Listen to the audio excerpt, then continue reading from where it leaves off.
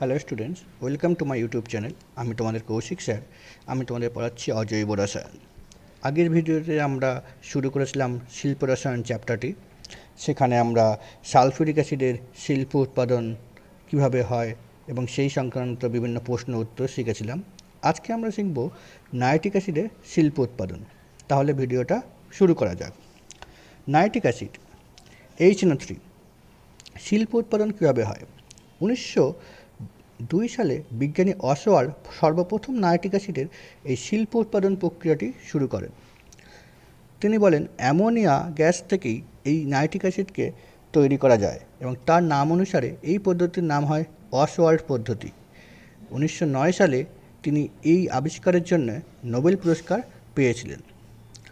পরীক্ষায় প্রশ্ন আসে, অসওয়াল্ড পদ্ধতিতে নাইট্রিক অ্যাসিডকে কীভাবে শিল্প উৎপাদন করা হয়, তার জন্য তার প্রস্তুতির নীতি সমীকরণ লেখো। বা পরীক্ষায় প্রশ্ন আসতে পারে, অ্যামোনিয়ার সাথে অক্সিজেনের বিক্রিয়া ঘটানো হলো উত্তপ্ত প্লাটিনাম তারজালির উপস্থিতিতে, বিক্রিয়াটি সমীকরণ সহ লেখো। কীভাবে আমরা উত্তরটা লিখব? অসওয়াল্ড পদ্ধতিতে নাইট্রিক অ্যাসিড উৎপাদন। অ্যামোনিয়া গ্যাস থেকে নাইট্রিক অ্যাসিডের উৎপাদন পদ্ধতিকেই আমরা বলি অসওয়াল্ড পদ্ধতি। এই পদ্ধতি সাধারণত 4টি ধাপে সংঘটিত হয়। প্রথম ধাপ অ্যামোনিয়ার জারণ। প্রথমে কী করা হয়?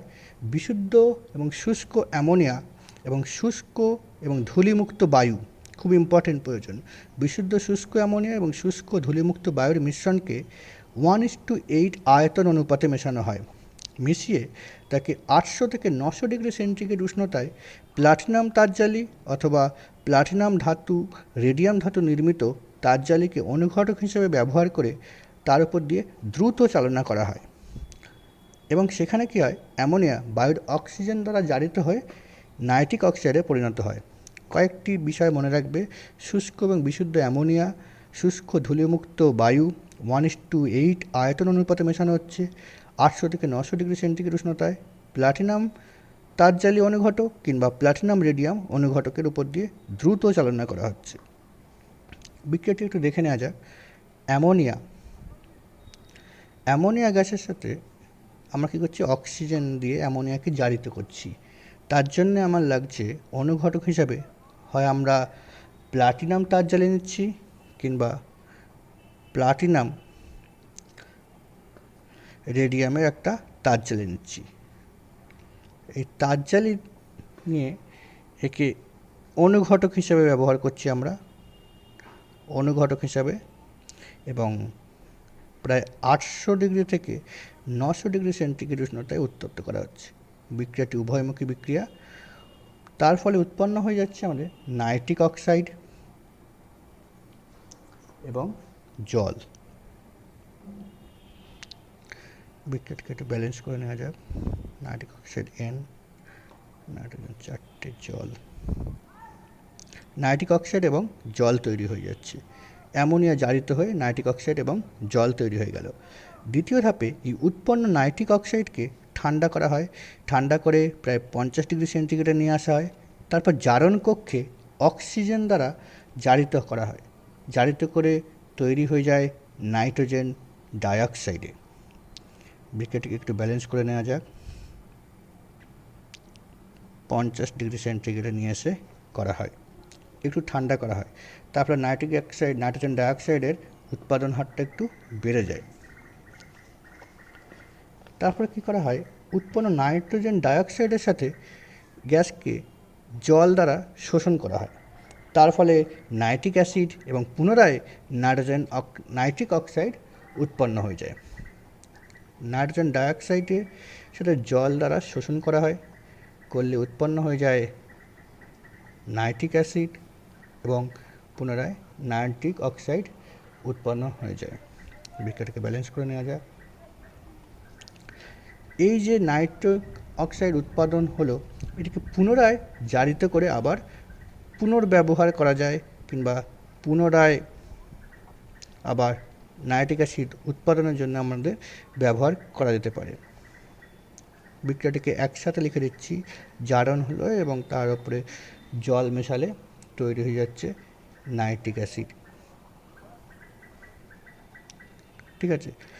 এইভাবে যে নাইট্রিক অ্যাসিড উৎপাদন করা হয় সেটা হচ্ছে প্রায় 50% নাইট্রিক অ্যাসিড উৎপাদন হয়। এবার সেই নাইট্রিক অ্যাসিডকে কীভাবে আমরা গাঢ় করি? লঘু নাইট্রিক অ্যাসিড তৈরি হয়েছিল। উৎপন্ন নাইট্রিক অ্যাসিডকে 50% নাইট্রিক অ্যাসিড তৈরি হয়েছিল, তাকে 121 ডিগ্রি সেন্টিগ্রেড উষ্ণতায় পাতিত করলে 68% গাঢ় নাইট্রিক অ্যাসিড উৎপন্ন হয়। এই গাঢ় নাইট্রিক অ্যাসিডকে আবার গাঢ় সালফিউরিক অ্যাসিড মিশিয়ে পাতিত করলে 98% গাঢ় নাইট্রিক অ্যাসিড তৈরি হয়। বোঝা গেল চারটি ধাপ। প্রথম ধাপ অ্যামোনিয়ার জারণ, সেটা নাইট্রিক অক্সাইড উৎপাদন হচ্ছিল। তারপর নাইট্রোজেন ডাইঅক্সাইডে জারিত হচ্ছিল। নাইট্রোজেন ডাইঅক্সাইডের সাথে জল মেশানো হলে নাইট্রিক অ্যাসিড উৎপাদন হচ্ছিল। নাইট্রিক অ্যাসিডকে তারপরে আস্তে আস্তে গাঢ় করার জন্য পাতন করার ফলে নাইট্রিক অ্যাসিড গাঢ় হয়ে গেল। একটু বিক্রিয়া পদ্ধতিকে দেখে নেওয়া যাক। এটি হচ্ছে অ্যালুমিনিয়াম নির্মিত বিক্রিয়া প্রকোষ্ঠ। প্লাটিনাম তারজালি অনুঘটক হিসেবে রাখা আছে। সেখান থেকে বিশুদ্ধ অ্যামোনিয়া গ্যাস প্রবেশ করছে, এখান থেকে বায়ু প্রবেশ করছে।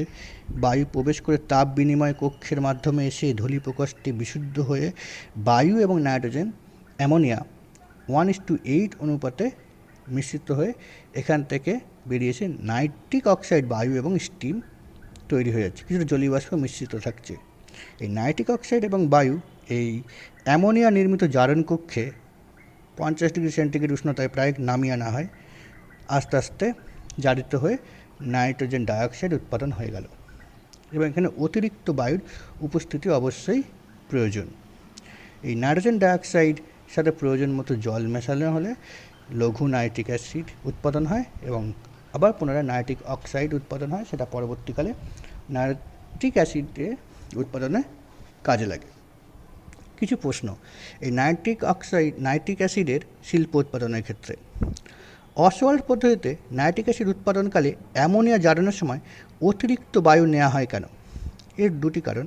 এই যে পদ্ধতিতে অ্যামোনিয়া জারণ হচ্ছে, সেখানে অক্সিজেনের পরিমাণটাকে অতিরিক্ত করা হয় কেন? প্রথম কথা, বিক্রিয়াটি হচ্ছে উভয়মুখী। আমরা জানি এই দিকে বিক্রিয়ক পদার্থের যদি গাঢ়ত্ব বাড়ানো হয়, পরিমাণ বাড়ানো হয়, তাহলে বিক্রিয়াজাত পদার্থের পরিমাণও বেড়ে যাবে। বিক্রিয়ক পদার্থের গাঢ়ত্ব বাড়লে বিক্রিয়াজাত পদার্থের পরিমাণ বেড়ে যাবে, সেই জন্য অক্সিজেনের পরিমাণটাকে বাড়ানো হয়। আরেকটি কারণ, নাইট্রিক অক্সাইড উৎপাদনে বাড়ানোর জন্য অ্যামোনিয়া এবং বায়ুর আয়তন অনুপাত সেই জন্য 1:8 নেওয়া হয়, অর্থাৎ 8 ভাগ বায়ু এবং 1 ভাগ অ্যামোনিয়া এই অনুপাতে নেওয়া হয়। ফলে বিক্রিয়াটি সম্মুখমুখী হয় এবং নাইট্রিক অ্যাসিড উৎপাদন বাড়ে। এছাড়াও আমরা জানি যে অক্সিজেনের পরিমাণ এই পুরো প্রক্রিয়ায় 3 বার জারণ হয়। অ্যামোনিয়ার জারণ, নাইট্রিক অক্সাইডের জারণ, আবার শোষক স্তম্ভে জারণের জন্য অক্সিজেনের প্রয়োজন হয়। কিন্তু বায়ুতে মোট অক্সিজেন থাকে সম্পূর্ণ 100 ভাগ বায়ুর মধ্যে 1/5 ভাগ অক্সিজেন থাকে, খুবই কম পরিমাণ। সেই জন্যে বায়ুর পরিমাণটাকে বাড়ানো হয় যাতে অক্সিজেনের পরিমাণটা বেড়ে যায়, বিক্রিয়াটি যাতে সম্মুখবর্তী হয়। দ্বিতীয় প্রশ্ন, অসওয়াল্ড পদ্ধতিতে নাইট্রিক অ্যাসিড উৎপাদনের সময় অ্যামোনিয়া এবং বায়ুর মিশ্রণকে প্লাটিনাম তারজালির সংস্পর্শে বেশিক্ষণ রাখা হয় না কেন? অ্যামোনিয়া জারণের সময় দ্রুত অনুঘটকের উপর দিয়ে চালনা করা হয়। দ্রুত অনুঘটকের উপর দিয়ে চালনা করলে কি হয়? অ্যামোনিয়া, আমরা যেমন জানি, অ্যামোনিয়া জারিত হয়ে তৈরি হয়ে যায় নাইট্রিক অক্সাইড এবং জল। বিক্রিয়াটিকে ব্যালেন্স করে নেওয়া যায়, উভয়মুখী বিক্রিয়া। কিন্তু এই বেশিক্ষণ অক্সিজেনের সংস্পর্শে রাখলে এই উৎপন্ন নাইট্রিক অক্সাইড আবার পরে অ্যামোনিয়ার সাথে 0.0014 সেকেন্ডে যদি বেশি রাখা হয়, তাহলে এই নাইট্রিক অক্সাইড আবার অ্যামোনিয়াকে বিজারিত করে দেয়। বিজারিত করে দিয়ে আর নাইট্রিক অক্সাইড থাকে না, সেখান থেকে নাইট্রোজেনে পরিণত হয়ে যায়। নাইট্রিক অক্সাইড আর পাওয়া যায় না। বিক্রিয়াকে ব্যালেন্স করে নেওয়া হলো। 6টা লিখে তাহলে 4টে নাইট্রোজেনে পরিণত করে দেয়। সেই জন্যে অ্যামোনিয়ার ওপর দিয়ে অক্সিজেন এবং উৎপন্ন নাইট্রিক অক্সাইডকে দ্রুত চালনা করে বের করে নিয়ে আসা হয়। বেশিক্ষণ থাকলে সেখান থেকে নাইট্রিক অক্সাইড ভেঙে যাবে এবং নাইট্রোজেন উৎপাদন করে দেবে। অসওয়াল্ড পদ্ধতিতে অনুঘটকীয় কক্ষ থেকে নির্গত নাইট্রিক অক্সাইডকে ঠান্ডা করা হয় কেন? ওই যে 100 ডিগ্রি থেকে একদম 50 ডিগ্রি সেন্টিগ্রেডে নামিয়ে আনা হয়। এর কারণ, এই এত কম তাপমাত্রায় নাইট্রিক অক্সাইড নাইট্রোজেন ডাইঅক্সাইডে খুব দ্রুত জারিত হয়ে যায় এবং নাইট্রোজেন ডাইঅক্সাইডেরও বিয়োজনের সম্ভাবনা অনেকটাই কমে যায়। ধূমায়মান নাইট্রিক অ্যাসিড কী? গাঢ় নাইট্রিক অ্যাসিডে তৈরি করার সময় আমাদের জল মেশাতে হয়। তাহলে এই নাইট্রিক অ্যাসিডের মধ্যে কিছু পরিমাণ নাইট্রোজেন ডাইঅক্সাইড থেকে থাকে, কারণ নাইট্রোজেন ডাইঅক্সাইডের সাথে জল মিশিয়ে তৈরি করা হচ্ছে নাইট্রিক অ্যাসিড।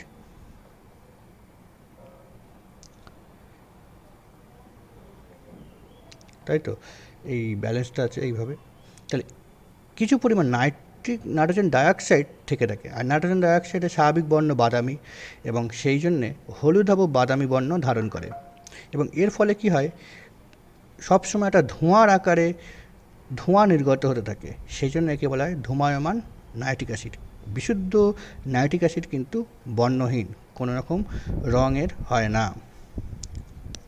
একটি প্রশ্ন, অ্যালুমিনিয়াম পাত্রে গাঢ় নাইট্রিক অ্যাসিডকে রাখা হয় কিন্তু তামার পাত্রে রাখা হয় না কেন? আসলে কী হয়, তামার পাত্রে গাঢ় নাইট্রিক অ্যাসিড রাখলে তামার পাত্রের সাথে বিক্রিয়া করে। নাইট্রিক অ্যাসিড, গাঢ় নাইট্রিক অ্যাসিড এবং তামার সাথে বিক্রিয়া করলে উৎপন্ন করে দিচ্ছে কিউপ্রিক নাইট্রেট, নাইট্রোজেন ডাইঅক্সাইড এবং জল। বিক্রিয়াকে ব্যালেন্স করে নেওয়া যাক।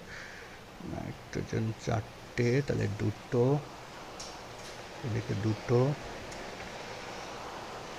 নাইট্রিক অক্সাইড, সেই জন্য তামার পাত্র ক্ষয়ে যায়।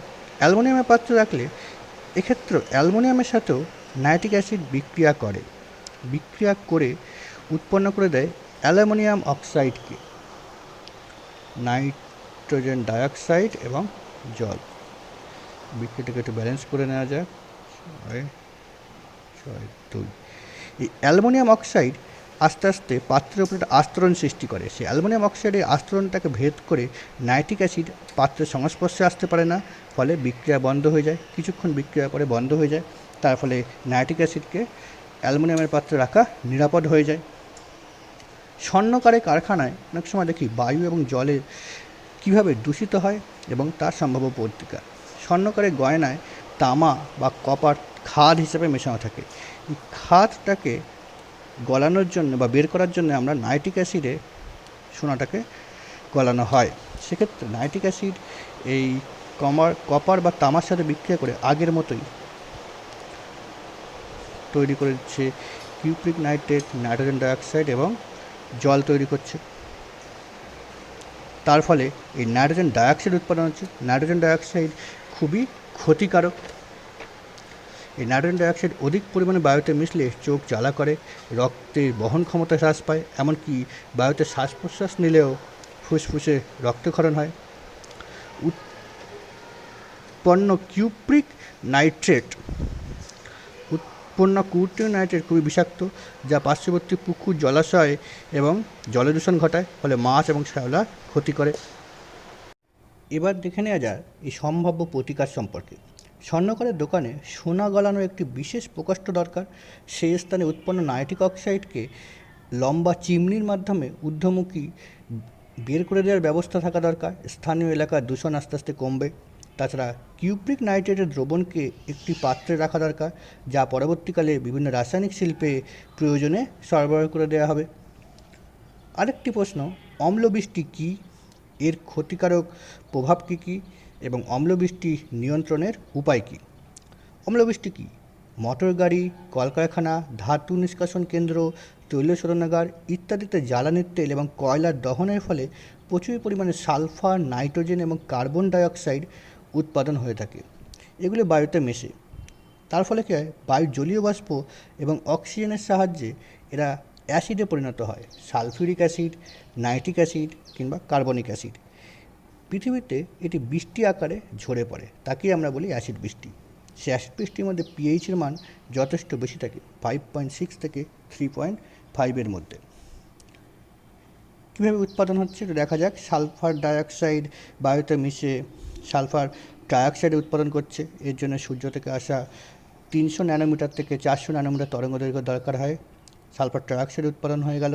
কিংবা বায়ুর মধ্যে যে ওজোন স্তর আছে, ওজোন স্তর থেকে ওজোন গ্যাস মিশে সালফার ডাইঅক্সাইড উৎপাদন করে দিল। আমরা জানি সালফার ট্রাইঅক্সাইড জলের সাথে মিশলে সালফিউরিক অ্যাসিড তৈরি হয়ে গেল। ধাতব অক্সাইড, বায়ুতে যে সমস্ত ধূলিকণার মধ্যে আছে ধাতব oxide, ferric oxide, manganese oxide, ধূলিকণা, এগুলো অনুঘটক রূপে কাজ করে এই সালফিউরিক অ্যাসিড তৈরি করার জন্যে। আবার আমরা জানি বায়ুতে সবথেকে বেশি থাকে নাইট্রোজেন এবং অক্সিজেন, যা বিদ্যুৎ ক্ষরণের সময় 3000 ডিগ্রি সেন্টিগ্রেডে নাইট্রিক অক্সাইডে পরিণত হয়, বা শিল্প থেকে নির্গত হয় নাইট্রিক অক্সাইড, বা নাইট্রোজেন ডাইঅক্সাইডও শিল্প থেকে নির্গত হয়। এই নাইট্রিক অক্সাইড আবার অক্সিজেনের সাথে জারিত হয়ে নাইট্রোজেন ডাইঅক্সাইড তৈরি করে, কিংবা ওজনের সাথে জারিত হয়ে নাইট্রোজেন ডাইঅক্সাইড তৈরি করে। এই নাইট্রোজেন ডাইঅক্সাইড সরাসরি জলে মিশ্রিত হতে পারে, কিংবা নাইট্রোজেন ডাইঅক্সাইড ওজনের সাথে বিক্রিয়া করে নাইট্রোজেন ট্রাইঅক্সাইড তৈরি করে। সেখান থেকে পেন্টঅক্সাইড তৈরি হয় এবং অ্যাসিড উৎপাদন হয়। এখান থেকে সরাসরি জল মিশিয়ে অ্যাসিড লিখতেই পারো। H2O, যেখানে আগের যে বিক্রিয়াটি ছিল HNO3, এবং পুনরায় নাইট্রিক অক্সাইড উৎপাদন হয়ে থাকে, সেই বিক্রিয়াটিও এখানে লেখা যেতে পারে। এইটুকু পোর্শনটা না লিখে অ্যাসিড উৎপাদন হয়। ঠিক আছে, অম্লবৃষ্টির ক্ষতিকারক প্রভাব কী? উদ্ভিদ এবং মাটির ওপরে প্রভাবটা খুব বেশি হয়, কারণ সরাসরি মাটিতে এসে পড়ার ফলে মাটির অম্লত্ব বৃদ্ধি পায়, ফলে মাটির উর্বরতা হ্রাস পায়, ফসল উৎপাদন হার কমে যায়, গাছের পাতায় অ্যাসিড বৃষ্টি পড়লে ঝলসে যায় কিংবা কুঁকড়ে যেতে পারে, সালোক সংশ্লেষের প্রক্রিয়া ব্যাহত হয়, গাছের বৃদ্ধি এবং রোগ প্রতিরোধ ক্ষমতা আস্তে আস্তে কমে যায়। জলজ প্রাণী, বৃষ্টির জল, এই অম্লবৃষ্টি পুকুরের জলে কিংবা কোনো জলাশয়ে পড়লে জলাশয়ের অম্লত্ব বৃদ্ধি পায়, তার ফলে উদ্ভিদ, জলজ উদ্ভিদ বা মাছের শারীরবৃত্তীয় বিভিন্ন প্রক্রিয়া ব্যাহত হয়, বাস্তুতন্ত্র বিঘ্নিত ঘটে। মানুষের ওপরে অ্যাসিড বৃষ্টির প্রভাব মারাত্মক। মানুষের শরীরে পড়লে বিভিন্ন ক্ষতের সৃষ্টি হতে পারে, স্নায়ুতন্ত্র, শ্বাসতন্ত্র, পরিপাকতন্ত্রে মারাত্মক ক্ষতির সৃষ্টি হয়। বিভিন্ন স্থাপত্য ও ইমারতের ওপরেও এই অ্যাসিড বৃষ্টির ক্ষতিকারক প্রভাব লক্ষ্য করা যায়। অ্যাসিড বৃষ্টি ঘরবাড়ি কিংবা ঐতিহাসিক সৌধগুলির ওপর পড়লে ক্ষতি সাধন করে, যার ফলে আমরা আগেই দেখেছি সৃষ্টি হয় স্টোন ক্যান্সার। অম্লবৃষ্টির ফলে ইস্পাত, লোহা, অ্যালুমিনিয়াম নির্মিত ধাতব কাঠামো, সেতুকেও ভীষণভাবে ক্ষতি করে থাকে। অম্লবৃষ্টির হাত থেকে বাঁচার উপায় কী? নিয়ন্ত্রণের উপায় কী? প্রকৃতপক্ষে খুব বেশি নিয়ন্ত্রণ করা না গেলেও মানুষ কিছু কিছু প্রাত্যহিক জীবনে ব্যবহারের পরিবর্তনের মাধ্যমে তার পরিমাণটাকে কমাতে পারে।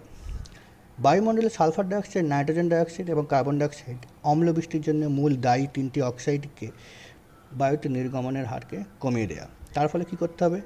জীবাশ্ম জ্বালানির ব্যবহার যথাসম্ভব কমাতে হবে, বিকল্প জ্বালানির উপরে নির্ভরশীল হতে হবে, যেখানে সালফার মুক্ত জ্বালানি ব্যবহার বেশি করতে হবে। তাপবিদ্যুৎ কেন্দ্র, শিল্প কারখানা, ধাতু নিষ্কাশন শিল্পে নাইট্রোজেন ডাইঅক্সাইড এবং সালফার ডাইঅক্সাইড গ্যাস যখন বেরিয়ে আসে বায়ুতে মেশার আগেই সেটাকে শোষণ করে নিতে হবে। উন্নত ইঞ্জিন বিশিষ্ট মোটর গাড়ি ব্যবহার করতে হবে, তাহলেই এই অম্লবৃষ্টি থেকে আমরা রেহাই পেতে পারবো। That's all. সম্পূর্ণ অজৈব রসায়ন চ্যাপ্টারটি এখানেই শেষ হল। Thank you.